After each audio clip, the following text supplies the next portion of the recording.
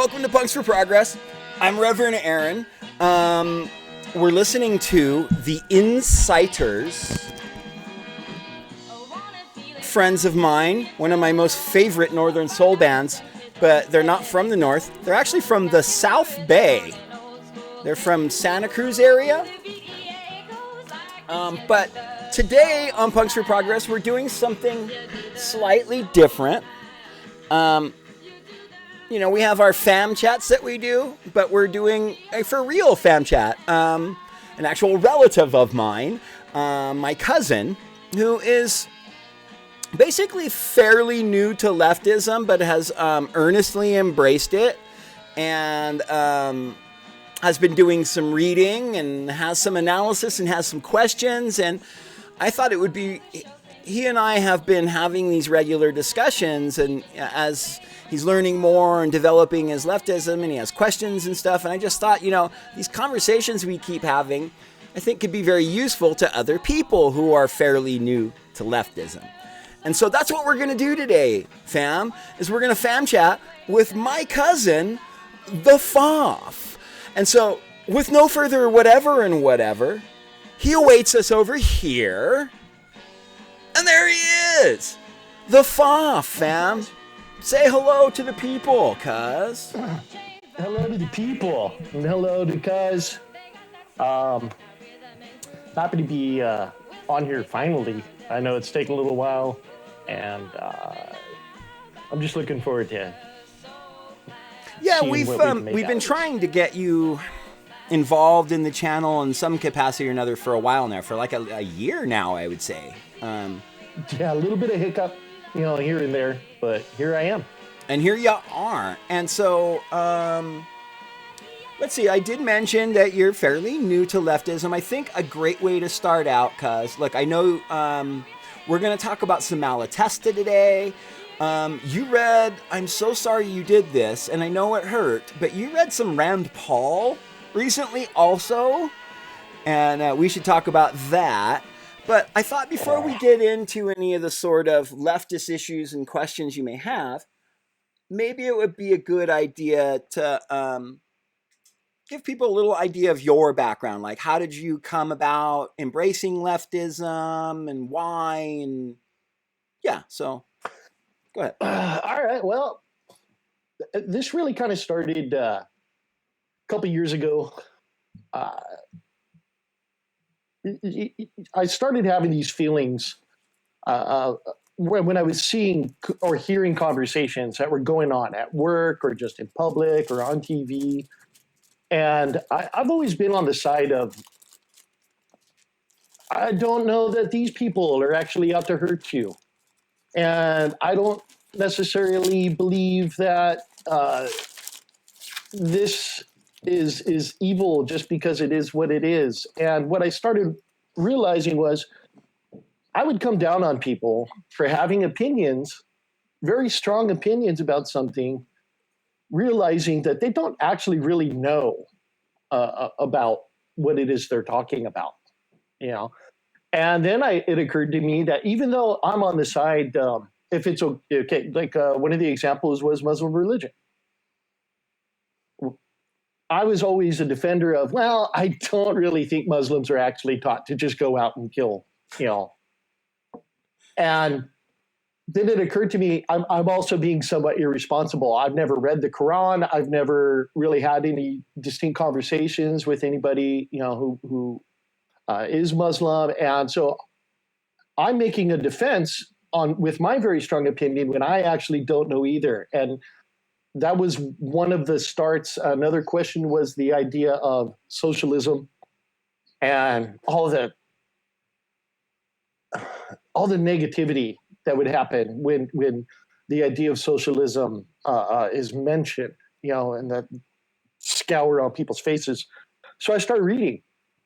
I went down and I picked up a few books that the guy at the store looked at me really weird. When I picked them up, I had a copy of the Quran.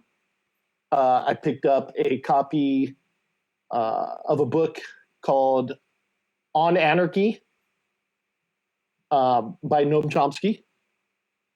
And I picked up a book called On Marx by Paul Ryan. And the guy was looking at me like I was wondering if he was like entering some kind of red flag thing into his computer as he was, ringing me up. But the whole idea was, if I'm going to have an opinion about these things, I want to know what they actually are, what they actually say. And surprise, surprise, the Quran doesn't say go out and kill people. And Marx was not the devil incarnate. He was actually a person who had some very strong ideas about what he saw were injustices and inequalities going on through worldwide throughout the system, and felt like we could do better. And so my cousin very graciously offered the suggestion of reading the Communist Manifesto.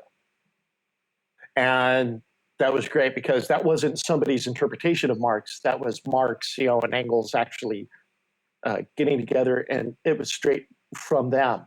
And I couldn't help that, even though initially I only read these things just because I wanted to get an idea of, well, what's my cousin about? And, and what are these people so against? It ended up opening my eyes. I could not ignore the truths of what I was reading, and realizing that throughout my life and throughout everybody's life, we've been brainwashed to believe that, this system of capitalism and this system of government is where it's at, and it's just, and how could you possibly question it? And if you do question it, then you're a traitor to your country and everything. Well, you know what? Really, what I started realizing was, in my opinion, these things were they gave me the feeling that we're being traitors to humanity, by supporting capitalism. And we can do better. We can treat each other better as human beings. And I've gotten more and more reading it. And so. And I should say, if I might interject really quickly, Sure. At that time, you came to me and like, look, a lot of people think us like anarchists or like communists, like socialists in general, like we're on some mass mission to convert people to our shit. Like, let's be clear, I would very much like other people to be revolutionary socialists, be anarchists, or be communists. I would adore that.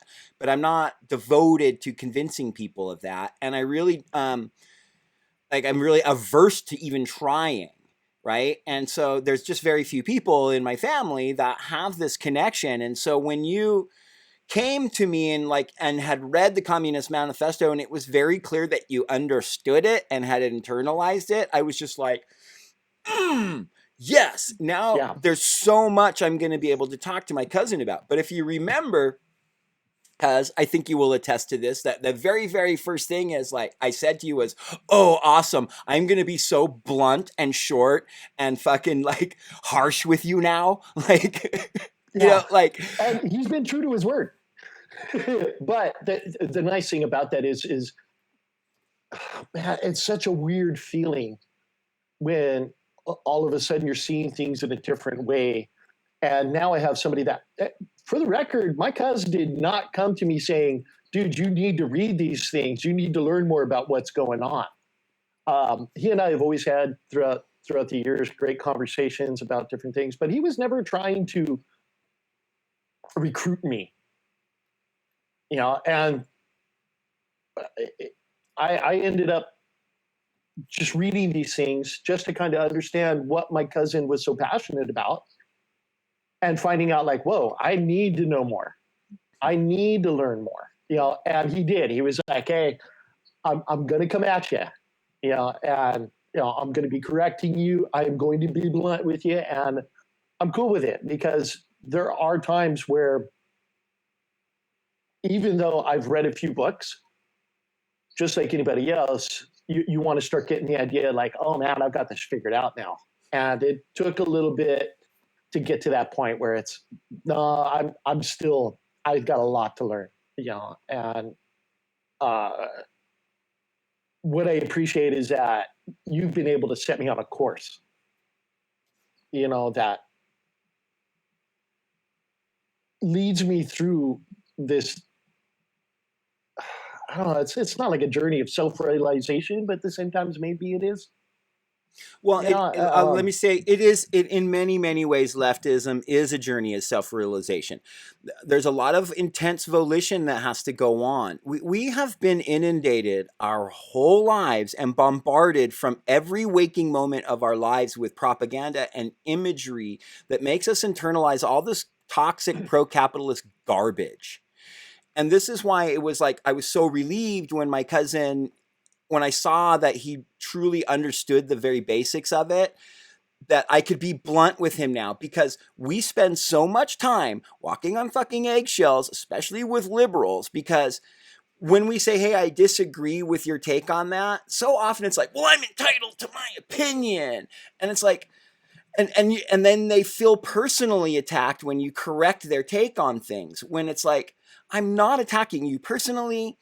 um, I'm in fact not even talking about opinions with you. I don't have very little interest in discussing opinions. I want to talk about verifiable facts in history and make a material analysis of things. So there's no Yeah. reason why you should really feel personally insulted when I go, no, that didn't happen in 1927. It was actually 1929.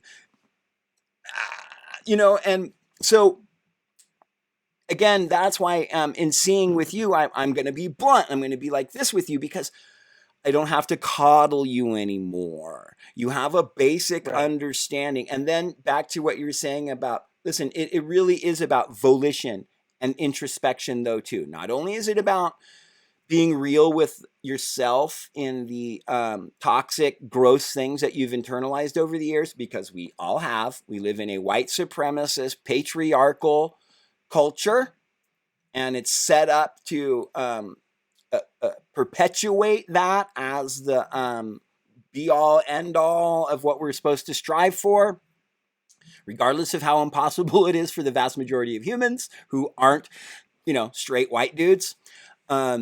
Yeah. But so not only is it about being real with yourself honestly about what you may have internalized, which is a lifelong process, but it's also about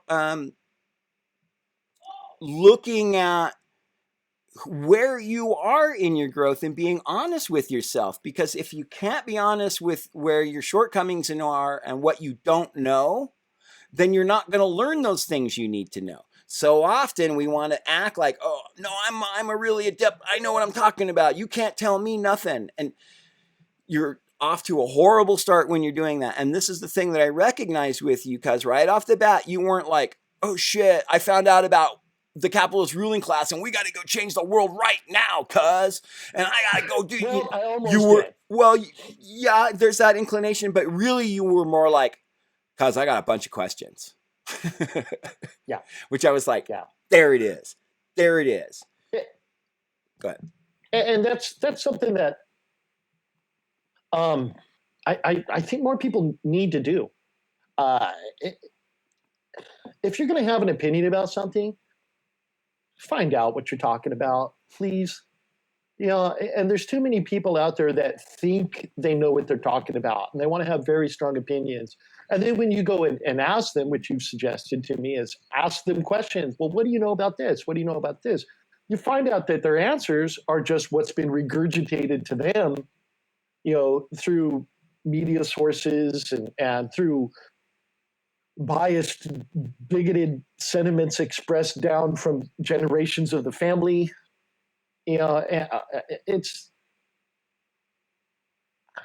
nobody wants to take the time to find out for themselves these things, and it's frustrating because when you do learn these things and you start seeing the potential for what we can actually achieve as humanity, or man, man, it's like, when can we get started?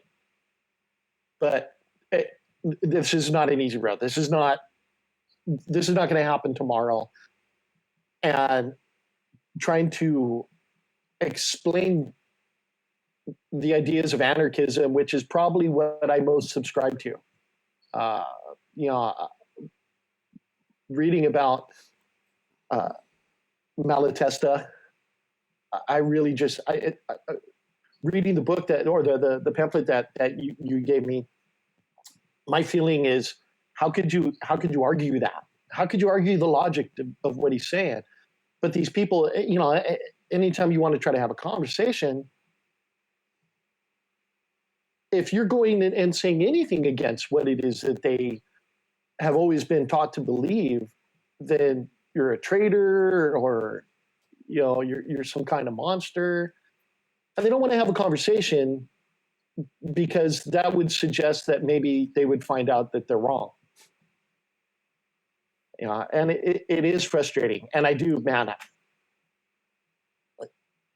I just want more. And that's what I got the feeling.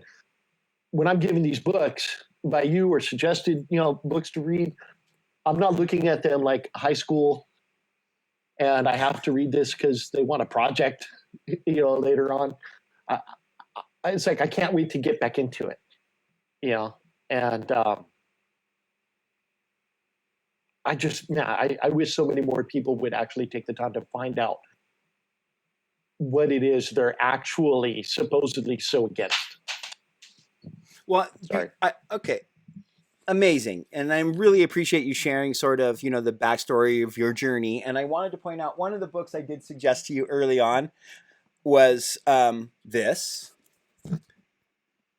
This is, and I suggest this to anyone. Amazing. if you're new to anarchism, I'll show you on the main set here. If you're new to anarchism, this is so incredibly good. We don't fear anarchy, we invoke it. The First International and the Origins of the Anarchist Movement by Robert Graham.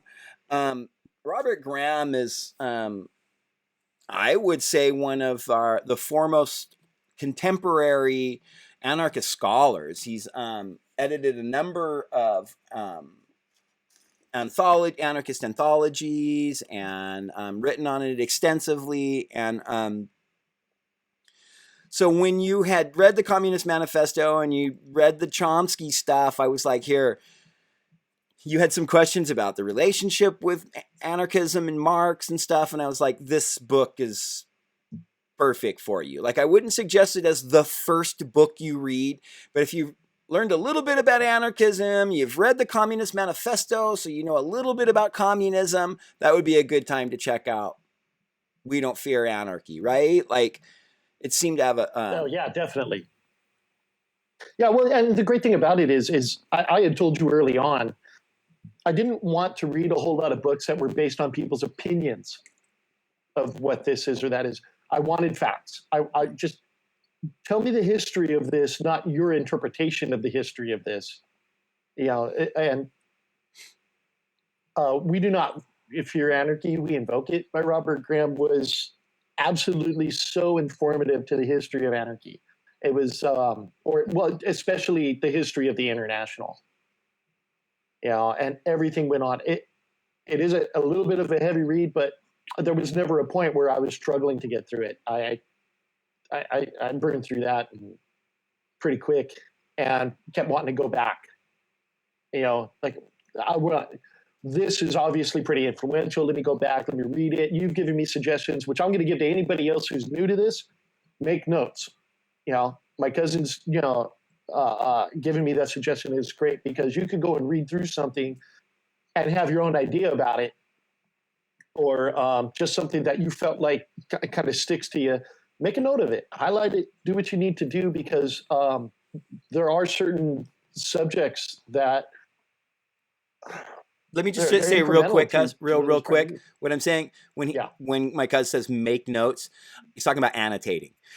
Take notes in the margin of the book that you're reading. Write in the book. Get a highlighter and highlight the passages that stand out to you, and write down just a quick 1 or 2 sentences of whatever your thoughts about why that stood out to you. And then just move on and keep reading.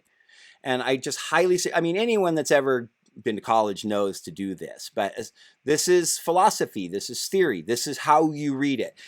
And it'll make those important things really stand out and help you remember them so much more. So I was really happy that you did that. You took that advice and you went and did that. So I just wanted to clarify that it sounded like you were saying, like, my cousin would tell me something and I took a note of it. And like, that's not what Phoph is talking about. He's talking about No, annotating yeah, in the yeah. margins of what you read. Okay, go ahead, guys. Thank you. Thank you. Yeah, no, and what I noticed, one of the things that I noticed about doing that is that most often I'm writing down a question, about what it is I'm reading, and then later on, I'm reading something else and it answers the question, and having it noted down, having it annotated, if I'm using that word correctly, Uh-huh.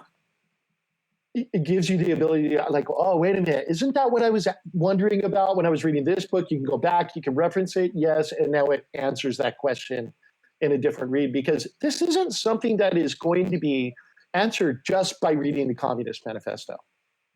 This isn't something that's going to be answered just by reading 2 or 3 books, and watching CNN, which Probably shouldn't watch CNN at all. yeah, well, that's the problem. Is there's so many people out there that think they have an idea of what socialism is and what leftism is, and they don't. Because they're relying on sources that are, what's the word I'm looking for? They're most often conjecture, most often guesses, or outright propaganda and lies. Yeah. Purposeful misframings, which we'll get to. We're going to talk about Rand Paul later. But yeah. I think you really did this right, because you're set up to really decide you may ultimately decide that you want to call yourself a communist down the road, or a Marxist-Leninist. I don't know. You may discover something. Like, you don't have to be an anarchist per se for the rest of your life. But reading the manifesto first, it gives you a really basic understanding of why socialists don't like capitalism. Okay? It's not really a manual on how to end capitalism. It's like, hey, this is what capitalism actually really is. It's a material analysis of capitalism and a critique of it that concludes that it forces monopoly into fewer and fewer hands, power and wealth into fewer and fewer hands, at the expense of everyone else that it exploits the labor of. And that ultimately people would wake up and realize that imbalance and would revolt and seize the means of production from the capitalist ruling class bosses. How to do that, though, has been the discussion ever since, right?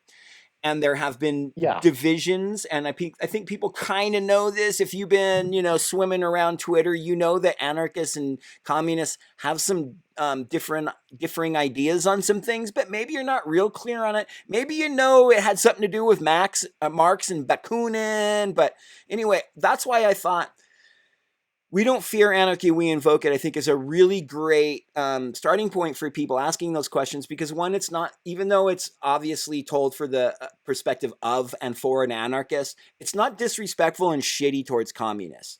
I think there's some fair critiques of Marx and fair critiques of Bakunin in that book, but it just basically tells you, this is the dynamic. This is what happened. Some people thought it should go this way. Other people thought it should go that way. And there were divisions because of that. But it frames it properly in the context, the proper historic context of anarchists and communists being on the same project. We're all revolutionary socialists trying to end capitalism, right? But once you've got that basic foundation of, okay, here's kind of what socialism is. Here's kind of what anarchism and communism, there's these differences. Then it's time, I think I want to start reading some actual theory from these actual people. And that's when I was like, here's Malatesta's pamphlet, cuz check this out, enjoy. Yeah. Because I knew you would, and because, yeah, go ahead. So you take it from there. You definitely had the response to Malatesta that I hoped you would, and that I had when I first started reading. And this is just like, oh my God, this dude is dope as fuck. Simple to the point, but he covers so much ground. He gets it. He knows how to explain this shit right. Anyway, I'll let you. But so you have it there, right? Do you have it there? Why don't you show people what you have? And right here, Anarchy by Enrico, if I'm pronouncing it right, Malatesta. Yep. And man, the dude is on point. I started reading, and I knew the name Malatesta, from We Do Not Fear Anarchy. But I didn't really know too much about what he was about. The book does explain a lot about Marx and Bakunin. So reading straight from Malatesta, which is something that I was glad my cousin thought I was ready for. Man, he is so eloquent. He just. Can I just stop you real quick? Anyone's ready to read that pamphlet. And you will understand it and get it. You don't have to read the Communist Manifesto and then We Don't Fear Anarchy first. But if you have a little bit of that historic context in mind, to be able to draw from, it opens up a lot of the passages in there that may have kind of gone over your head. But you'll still, if you've never read the Communist Manifesto and you don't have access to We Don't Fear Anarchy or whatever, you don't have those books, but you can get the pamphlet Anarchy from Alice. Read it right now. You'll get it. But right. Go ahead. Thank you for letting me clarify that. But I just think, again, having a little bit of that historic context first will make that first real dive into Malatesta a richer experience, I think. And I agree. The only reason why I would have phrased it the way I did was because, like I said, I had heard the name Malatesta, but I didn't really quite know what he was about. And so when you gave me this, then it was like, okay, now I can really, start getting it better. I not get an idea, not know exactly what the dude's about, but now I can start getting an idea of what it was that he was conveying. And it's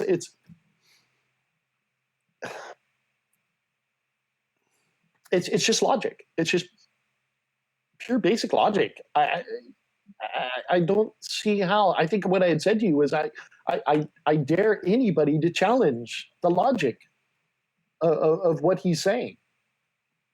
And well, why don't you give a basic? Why don't you go ahead and, for people who haven't read it, you don't have to describe in great detail what he's saying, but why don't you give kind of a basic synopsis of what you're getting from him? What is the gist of what he's saying, or at least what you took? Well, I think a lot of it starts out with the idea of all this negative connotivity to what anarchism is, and he starts out explaining why is it so easy for people to quickly dismiss anarchy. It's because they've been given an incorrect definition of it, which has always been chaos, disorder. That's just what anarchism is. It's chaos and disorder. And he's trying to say, no, he's actually giving you definitions that are the more accurate definition of what anarchy is. The absence of government, the absence of anti-authoritarian. Not the absence of anti-authoritarian, but it's anti-authoritarian, which we should clarify too. It's not being against people who are an authority on things and to hold authority like that. That's an acceptable thing, but unjustified authority, right? Like, just no, I have the power and you have to do what I say because I'm in power and I have the power, and so fuck you. And it's like, no, I'm deeply, deeply opposed to that. And anyone having the authority to tell me what to do, right? Like, I just wanted to make that. Thank you for indulging me. I just wanted to make that kind of quick differentiation between authoritarian and being an authority. Like, I like to listen to people that are like an authority on things, right? If I want to learn about it, like Malatesta would be an authority on anarchism, right? So I go to him, but he's not going to, but he's deeply anti-authoritarian. Anyway, go ahead. Right. And that's what anarchism, this is much simpler than everything involving anarchism, but it's the idea of absence of government, the idea of anti-authoritarianism. that's what he's trying to convey at the beginning of it is you're going to have a hard time explaining to people who don't know what anarchy or anarchism is because they don't understand just the basic concept of it. They don't understand the definition of it. And he goes on to explain to somebody why you're going to have these difficult situations, trying to have a conversation with somebody, and the questions that arise from people, the typical questions of, well, if there's no government, then that means no police, and how are we going to stop crime if there's no this? And that means what? There's no fire department, and and he sees it, and he sees that these are going to be the problems that come up, and he's trying to give you an idea of not so much how to combat that sentiment, but to give you an understanding of the fact that this is why there aren't more anarchists, is because they don't understand these things. That they believe anarchy just means complete and total disorder and chaos. And he's explaining to you that this is that misdirection, intentional misdirection, is why you're going to have a hard time explaining anarchism to somebody. And it actually answered a few of the questions that I had, like the idea of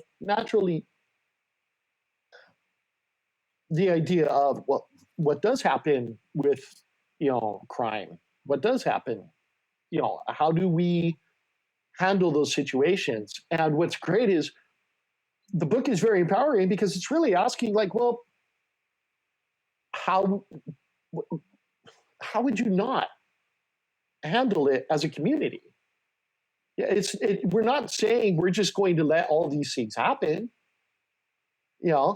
It's not just because there's no established police station and established police officers coming and telling you, hey, don't do that, and sticking your finger in your face, beating you on the street, or throwing you in a jail. That doesn't mean that the community is just going to continue to allow whatever to happen. Right. But I would say to that too, really quickly, I would say to that it took communities to set up those forces. Like the same community can set up something different and better. I mean, the reason communities set up these things, supposedly these structures, governments, not the police force. The police force in America was set up to capture escaped slaves. Straight up. That's it. Yeah. But our power structures, the governmental structures, we put these things in place as civilizations. Like, what is the core organizing principle of a civilization to begin with? Every civilization, let's get together, maximize our efforts in order to minimize our struggle, right?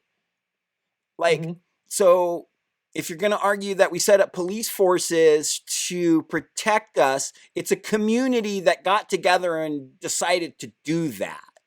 It's that same community that can set up something better in its place, right? It's not that the police just popped up out of a vacuum.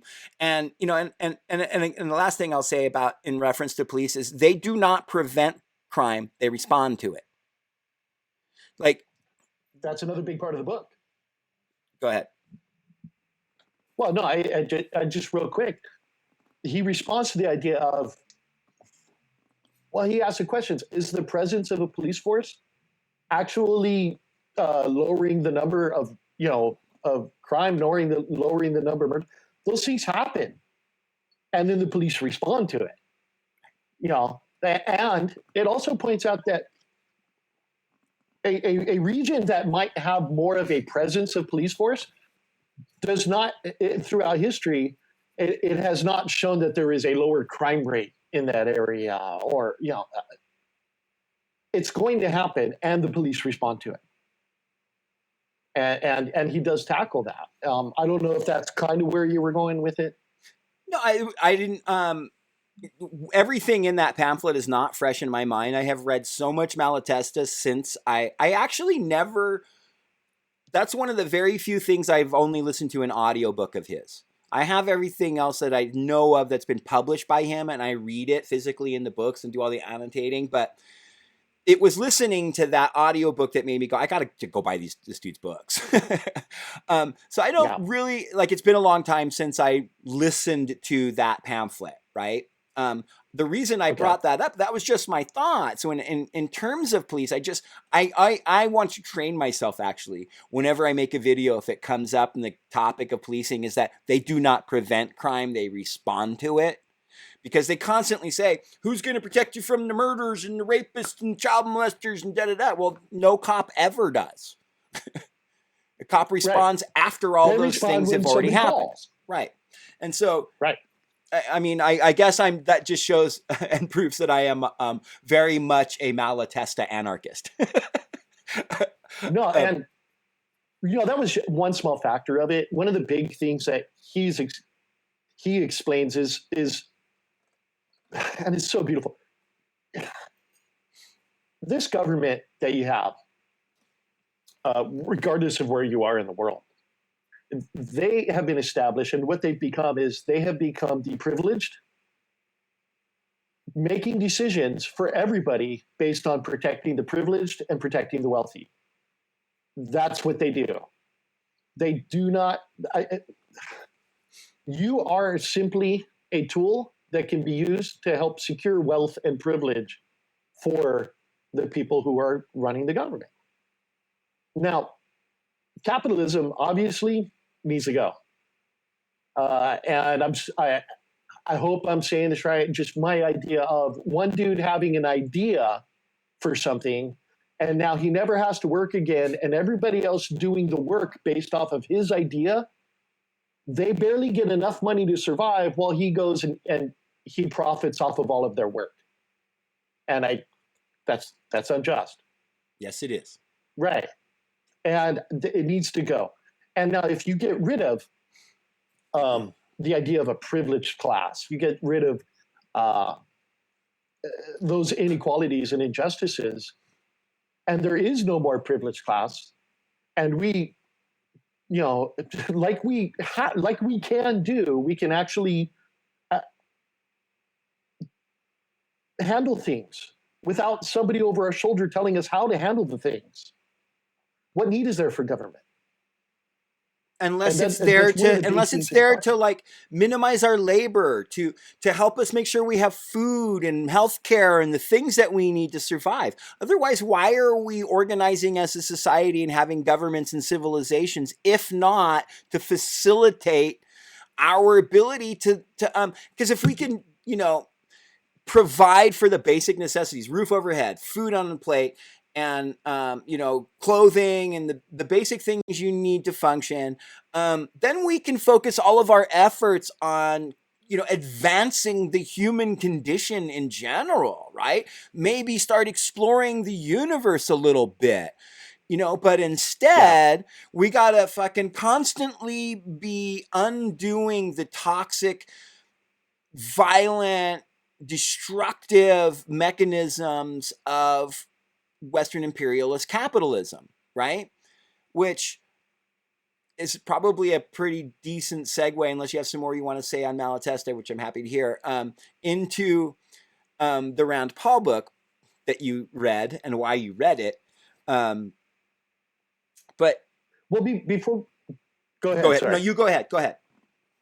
Well, I was actually because this is kind of a question thing, and I wanted to get that big first question out. It's on my mind all the time. You had suggested to me early on about asking people questions. Instead of just responding to this ignorant statement or that ignorant statement, ask questions. What do they know about socialism? What do they know about leftism? What do they know about these things? When we were going to start doing this, I was talking to my daughter's boyfriend, right, about what we were getting ready to do, and he had a look on his face, and I realized I could start just spouting what I know about leftism, which to me is that much. but I don't know where his base information lies. I don't know what his ideas are. And so like, what do you think leftism is? What do you think when somebody calls himself a leftist or somebody is called a leftist? What is it that you think of when you think of that? And he gave me a very typical, I don't want to offend my girlfriend's father kind of response. Good dude, smart dude, smart dude. The Phoph is not a small man. I just want to point out. Right. But he did give some of those sentiments of Marxism being associated in a negative way, or communism, to where it's like those people that when you hear communism, you get that look on your face. Oh, communism. It's like we're back in the 50s. And I wanted to explain to him leftism. And then I realized, man, I know it. I know my feeling of it, but I don't want to misrepresent it because I think that would be really irresponsible for me to do. So that's my first real question to you is, how would you explain to somebody, should they ask? And this is mostly for people who you feel like you can trust to have a conversation with, that, you're not going to get beat down in the street on video for. How would you explain what it is to be a leftist? Okay, so first and foremost, I'd have a couple different responses to that, I guess. First and foremost, I would say to be a leftist is to be anti-capitalist. That's the step one. You realize that capitalism, left to its own devices, it intrinsically leads to monopoly and the exploitation of the masses. And I'm against that, and I want to end that. And it's about not making restrictions on capitalism. It's not about holding capitalism at bay. It's about ending capitalism. Okay? So deeply, first and foremost, when someone asks you, well, what does it mean to be a leftist? This is why liberals get so mad when we go, you're not a leftist, you're a liberal. Well, you're not, because you're not deeply anti-capitalist. You're not out the gate, day one, when you leave the house, before you step on the front porch, anti-capitalist. That's leftism. Okay? Okay. First and foremost, always. Now, I can also say that I explain it in this way, where in terms of the Overton window. Okay, so the Overton window is supposedly is essentially a gauge of where the populace is on the political spectrum. So you have to have a fixed, point with which to gauge by, right? So the far right is a full-throated, by any means necessary defense of capitalist imperialism. Okay, and imperialism, I should be clear, is the final stage of capitalism, where we're at now and where we've been for some time. Okay, so the far right is a full-throated, by any means necessary, including violence, which is what fascism is a violent defense of capitalist status quo in crisis. But that's the right wing, by any means necessary defense of the capitalist imperialist status quo. The left, like I said, is a 100% deep-throated advocation for the end of capitalism. The center is exactly what a liberal is, or a progressive, or a DemSoc, democratic socialists, which aren't socialists. So really they're better described as social democrats. They're the center. These are the people who say, okay, I can even use a Marxist critique and recognize that capitalism left to its own devices will result in monopoly and the exploitation of the masses. But my prescription, so while their description, a liberal description, can be accurate, their prescription tends to be, well, let's put this restriction on it, or this regulation on it, or let's just focus on getting Medicare for all now, and then that'll get us closer to ending capitalism, whatever. See, that's not leftism.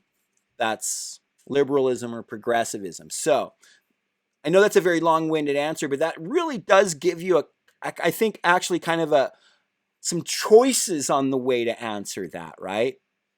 But I think you can get into the Overton window thing if people need further clarification, but it's really important to just come out the gate. The first thing, well, what is leftism? Well, it's being anti-capitalist. Now, look, engaging in that project of trying to end capitalism, there's different notions of how to go about that.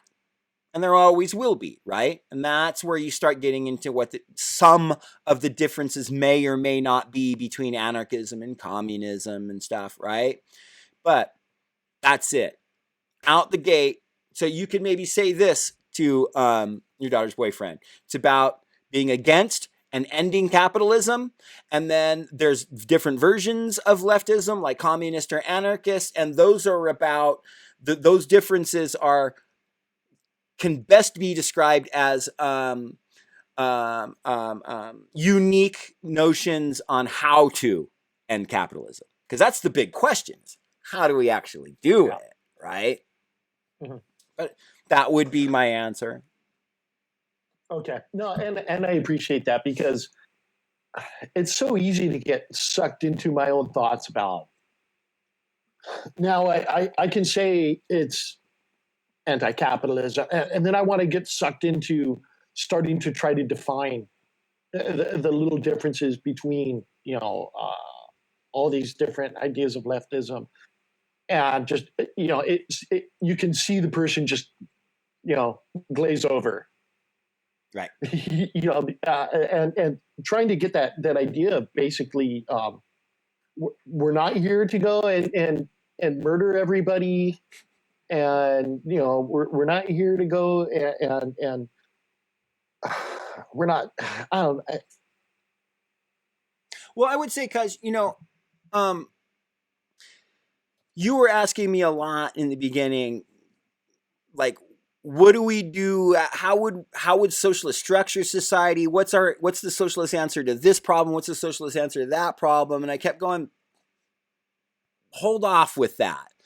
Let's talk about when people go, well, what is it socialists going to do about that? Why don't we look at it like, well, what are the capitalists doing about it right now? What is the actual conditions we live under right now, right? And it really becomes, and I said this very beginning of the conversation, and I've reiterated it a couple times, is so much of our project becomes about having to undo all the rhetoric from the far right, from the fascists, from those who are defending that capitalist imperialist status quo. So before we can ever, and listen, the average person who comes at you and goes, well, what's the socialist solution to that, is not going to understand the solution you offer, because they don't understand right now that what the capitalists are doing is far more disgusting than what they've been fearmongered into believing about socialists, right?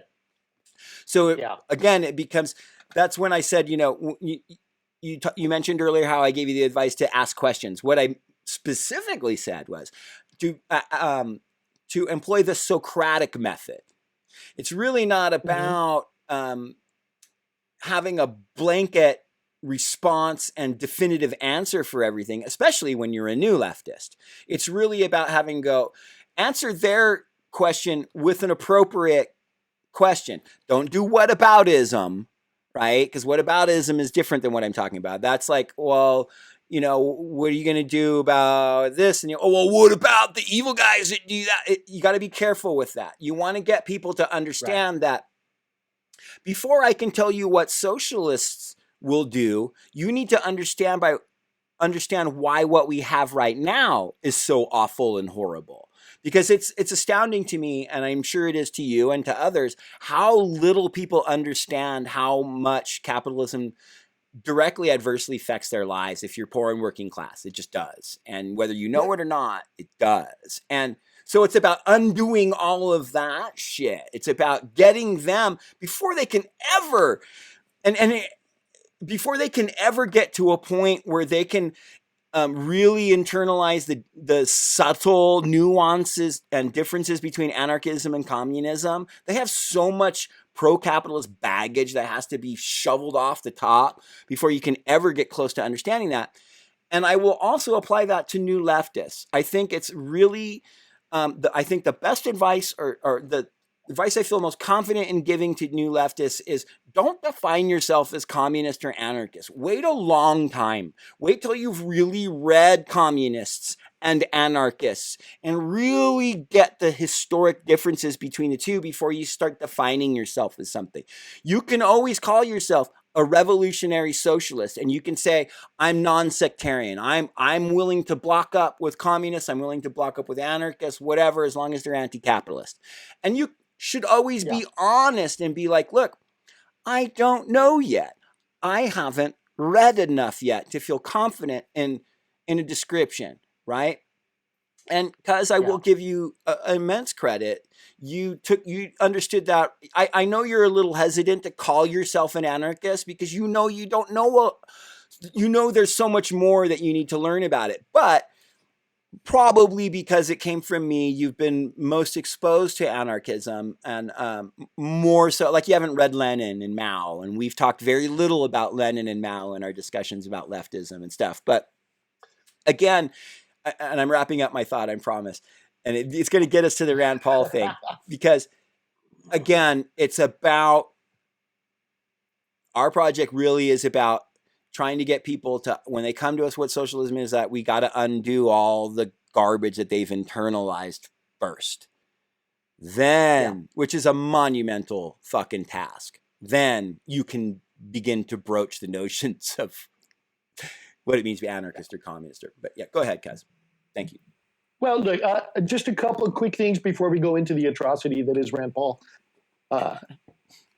One, I had struggled with the idea of, well, what would I define myself as? Because I've always had kind of a problem with wanting to define myself as belonging to any particular group or anything like that. I've seen a lot of people that feel like they have to belong to something because otherwise they're just not whole.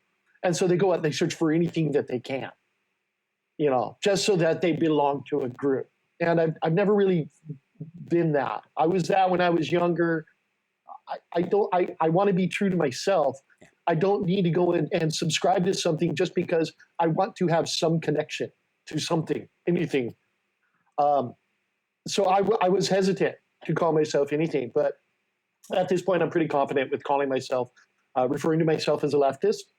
And when most of the time, instead of trying to say, well, I'm an anarchist or I'm a this or that, usually when a conversation comes up, I just let them know, well, I'm decidedly anti-capitalist. Because that's the one thing I can definitely 100% agree on. I am absolutely 100% anti-capitalist. Now, the more reading I do, the more I'm going to figure out, where things go. So, speaking of reading more, the other thing was no, go ahead. Sorry. Well, the other frustrating thing was that you get these people that come up and they want to have a question. They want to have a conversation with you, but they don't. They don't want to have a conversation with you. They want to go and throw stupid little talking points at you. One of the ones I've heard is, well, I've never got a job from a poor man. And I think I'd asked you before, like, how do you combat a statement like that? And then what I started telling people is, the problem with that is that there's poor people. Right. You're saying, well, never got a job for a poor man. Are you supporting poverty? Good point, Cuz. There's a problem with that. The problem with that statement is poor people exist. How about we get rid of poverty? Instead of supporting a system, you're strongly supporting a system that keeps you oppressed and you don't even realize it. And that is frustrating. And a lot of the reason why people strongly support it, I don't have the cover for it right here. It was suggested to me by a family member who is a right-wing supporter. It's called The Case Against Socialism by Rand Paul.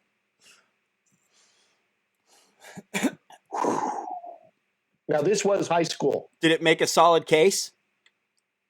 Did it make you unthink everything you... It made a solid case for how I feel about Rand Paul.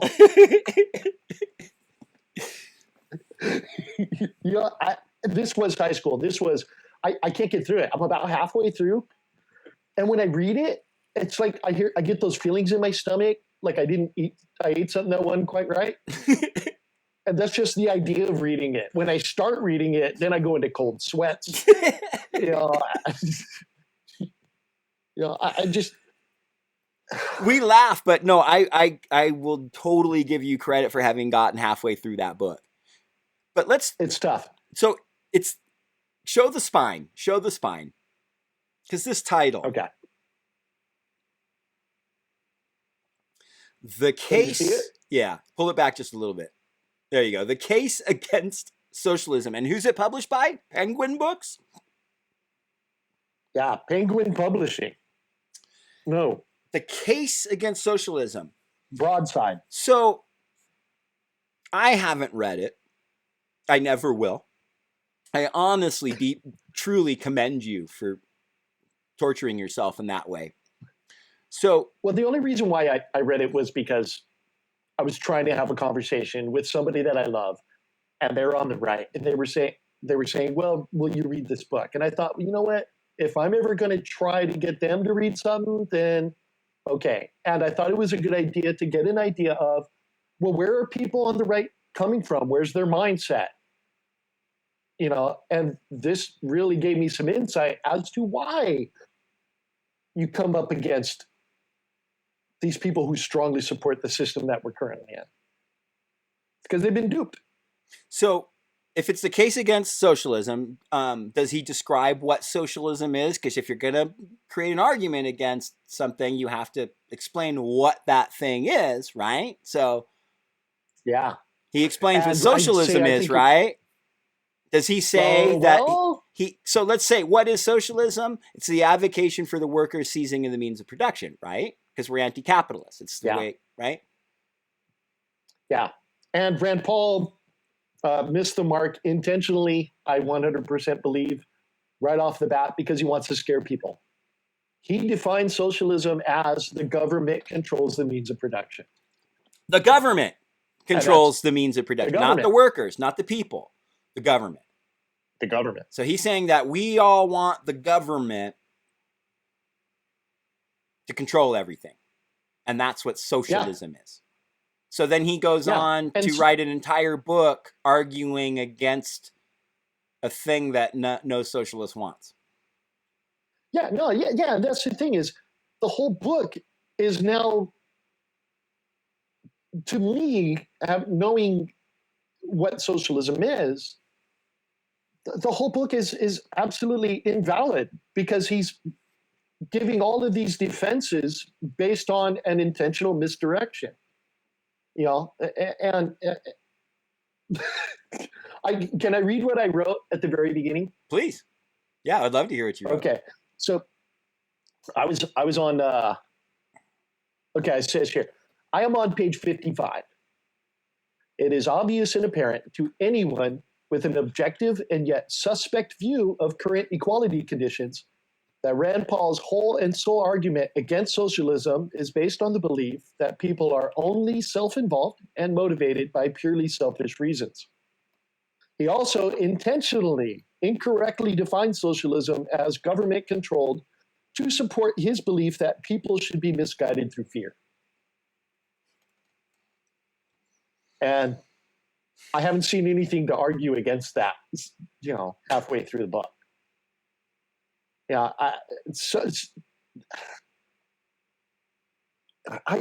you know what, man? If this is a questions from me kind of segment, I guess the thing was, why? I get why he would write this book. He wants to protect his wealth and his privilege. Right. Well, I would say, because when you read something like that, and when you told me, I just feel completely validated in my understanding of what socialism is and what capitalism is, because that totally explains why Rand Paul would frame everything that way, because he has to defend it, and he can't defend it on anything factual. He has to lie. So again, So even though it's toxic and it's Penguin Books, it might even have been a New York Times bestseller. So that means a lot of people read that, where maybe 30 or 50, maybe even 100 people might see this podcast, right? Right. So we're up against Now, would you say that? Whoa. I just don't. Go ahead and finish your thought. I didn't know violence was going to ensue. I say good day, sir. It was not on purpose. Go ahead. So, would you say that what it's the general population would go and look at this and buy what he's reading? Because even whether you're a Democrat, or a Republican, that you're thinking he is correct in what he's saying. No. Good question. So, like, yes, even liberals can buy into this to a certain extent if they don't understand it. Like, a lot of people think it's about redistribution of wealth, that's what socialism is. You'll hear a lot of progressives and liberals talk about what we have is capitalism for the poor and socialism for the rich, which I despise when they say that, because it shows that they don't understand.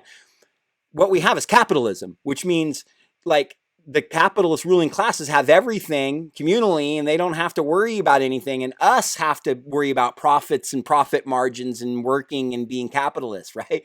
So it's an improper framing of it. But it also, like, hints at this notion that, like, Norway is socialist, or that, like, Medicare for all, while I totally wholeheartedly support a universal healthcare, and whether it's Medicare for all or another form of it, that's not necessarily socialist. Like, yes, socialists would have universal health care once we get rid of capitalism, right? But it can be very easy for people to think, oh, well, see, that's socialist. You want to take money from rich people to pay for health care for poor people, and that's what socialism is. That's not socialism. That's actually liberalism. Right. That's saying we're okay with rich people existing. We're okay with a capitalist ruling class elite. We just want to take some from them to supply for the fucking poor, right? Now, so that's what liberals do. Now, people like Rand Paul and Fox News and Newsmax and OAN and all the, like, Ben Shapiro's and all these people will tell you that, like, that's socialism. That what Bernie's advocating for, or AOC is advocating, that's socialism, because they want to redistribute the wealth of the rich to facilitate the poor. Now, look, if those liberal progressives like AOC and Bernie and the squad, if they can get that out of the capitalist ruling class, I'm not going to fucking deny some free healthcare. I don't have any healthcare right now, cuz. Right? So, like, but that's not socialism. But a lot of liberals think it is. You'll hear liberals say, like, the post office is socialist. Just because something's done across the board equally for society, that doesn't make it socialist. But a lot of people think it is. So, yes, Rand Paul is pushing the misunderstanding to the point of toxic lie when he says that it's the government seizing the means of production.